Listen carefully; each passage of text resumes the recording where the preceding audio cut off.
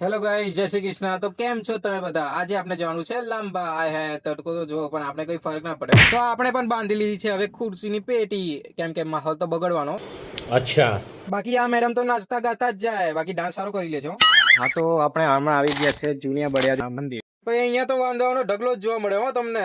અને અહીંયા મારા પપ્પા કે લાવ બિસ્કિટ ખવડાવી દો, લાડલે તો બિસ્કિટ ખવડાવી દીધા. અને પછી આપણે પણ આપી દીધા, તો આપણા પણ ખવડાવી દીધા. અને આ मतलब वो अलग ही लेवल का बंदा था। હેલો ગાઈસ, જય શ્રી કૃષ્ણ. તો હવે આપણે આવી ગયા છે બળિયાદેવીના મોટા મંદિરે, અને કહેવામાં આવે છે કે આ ખાટુ શ્યામનું પણ મંદિર છે. પછી તો આપણે ગાડી પાર્કિંગમાં મૂકીને ચાલવા માંડ્યા મંદિર તરફ, અને આ ભીડ તો સારી હતી હો. પછી આપણે લાગી ગયા લાઈનમાં ડાયરેક્ટ, અને અને પહોંચી ગયા આપણે મંદિરની અંદર. તમે દર્શન કરી લેજો હો ફટાફટ, ભીડ બહુ છે. અને અહીંયાથી આપણે પાછા નીકળી ગયા બહાર.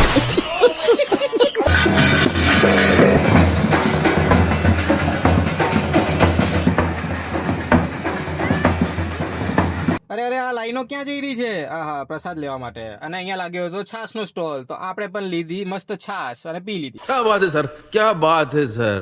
અને અહીંયા લોકો અલગ અલગ રીતે માનતા પણ માને છે, જેમાં રમતું કુકડું, રમતું નારિયેળ, એમ માટલી વાટલી કરીને અલગ અલગ રીતે માનતાઓ પણ પૂરી કરતા હોય.